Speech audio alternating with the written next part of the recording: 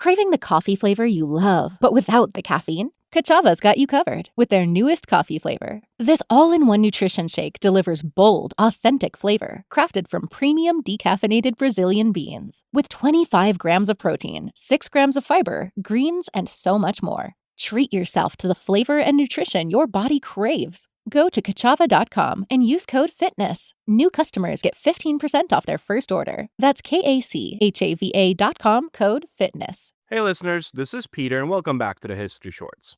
Today's episode is brought to you by the Podcast Republic, your ultimate listening app. Discover and subscribe to thousands of podcasts from around the world. Download Podcast Republic today, available on Google Play and the Apple App Store. Today on History Shorts, the Bishop of Rome, the Vicar of Christ, the Supreme Pontiff of the Universal Church. Throughout history, the papacy has been one of the most powerful offices on earth. It has also, on more occasions than the Vatican might prefer to advertise, been one of the most dangerous.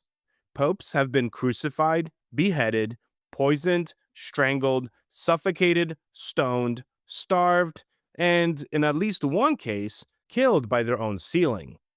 Today we are going to talk about some of these cases. Our history brief covers some recent history news.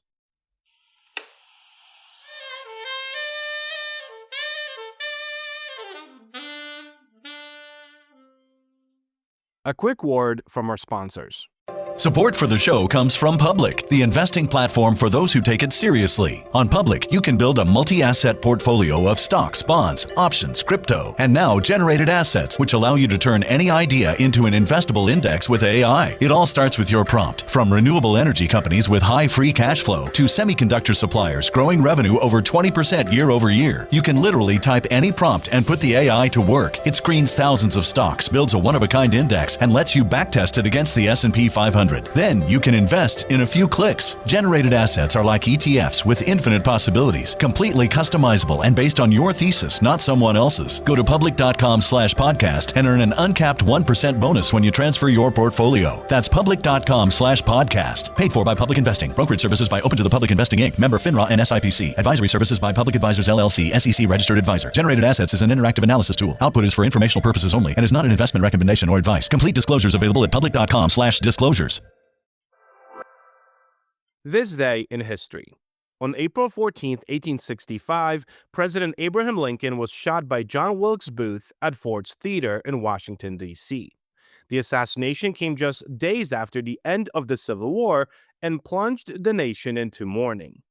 On April 14, 1912, the RMS Titanic struck an iceberg in the North Atlantic, leading to one of the most infamous maritime disasters in history. Story of the day.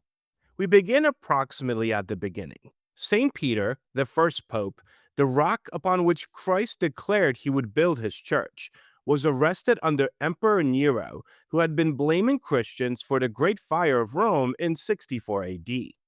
According to accounts written centuries later, Peter was given a choice about the manner of his execution. He asked to be crucified upside down. His reasoning, as the tradition records it, was that dying in that position would result in a longer and more painful death, and that he was not worthy to die in the same manner as Jesus. Whether that story is historically precise or kind of embellished, well, we cannot say for certain. What we can say is that the man who became St. Peter's Basilica's namesake, whose tomb many historians believe lies beneath its very foundations, set a tone for papal mortality that was, to put it mildly, not gentle. The early centuries of the Church were defined by Roman persecution. Pope Sixtus II was sitting in his episcopal chair addressing his congregation inside a Roman cemetery in August of 258 AD, when imperial troops stormed in under orders from Emperor Valerian. They beheaded him on the spot, along with 4 of his deacons. He was later made a saint. His feast day is still observed every year on the August 6th anniversary of his death. By the Middle Ages, the threat to popes, however, had shifted from Roman emperors to something considerably closer to home: the church's own political culture.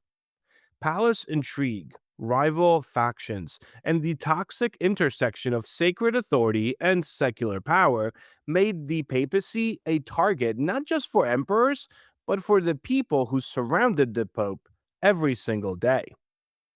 Pope John VIII, who died in 1882, was the first pope to be assassinated in the medieval period.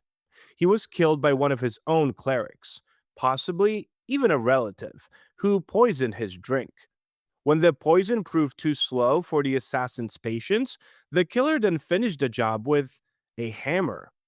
It was the beginning of what historians have called one of the most violent centuries in papal history, a period that would see multiple claimants to the papacy, repeated violent deaths, and a level of institutional dysfunction that makes almost any modern political scandal look modest by comparison.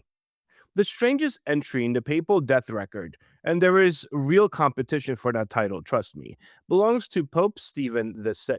You have probably seen this circling around the internet. Stephen VI had a grievance against his predecessor, Pope Formosus. This was not on its face unusual. What was unusual was that Formosus had been dead for 9 months when Stephen VI decided to put him on trial. So he ordered the body exhumed. He had it dressed in full robes, and then he had it propped on a throne in a courtroom. A deacon was assigned to speak on the corpse's behalf. The trial, known to history as the Cadaver Synod, found Formosus guilty of perjury and other offenses. The 3 fingers he had used to deliver blessings were then hacked off the corpse.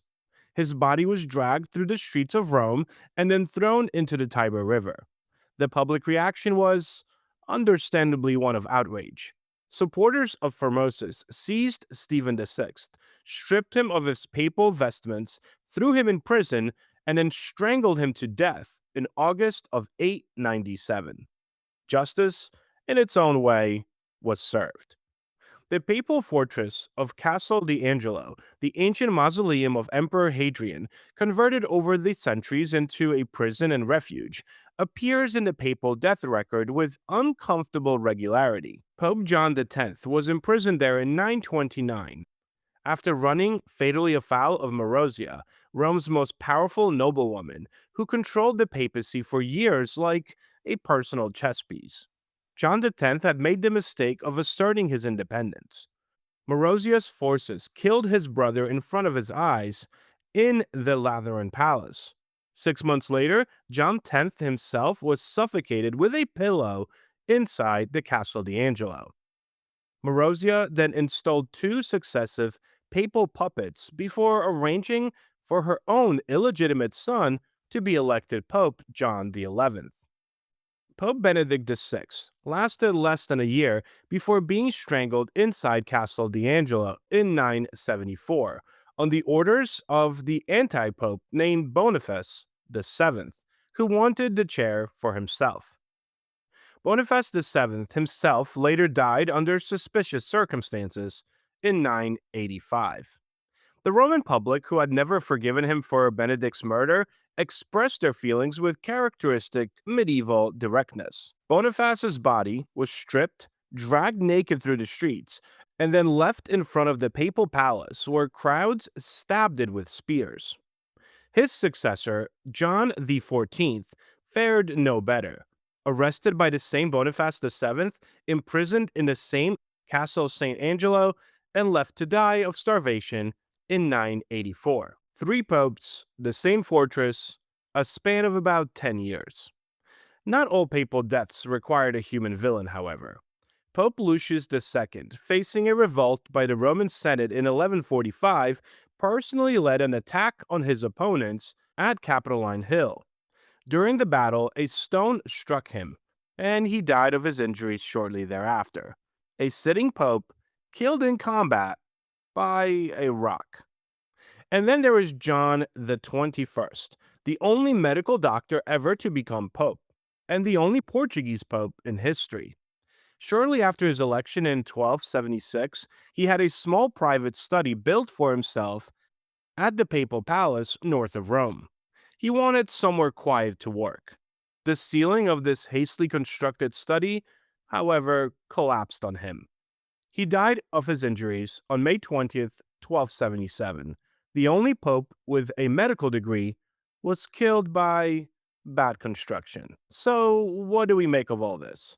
The papacy has endured for nearly 2,000 years through persecution, plague, schism, and a full catalog of human ambition and violence. The men who held the office have ranged from genuine saints to genuine monsters, with a considerable variety of everything in between. Some died for their faith, and some died for their politics.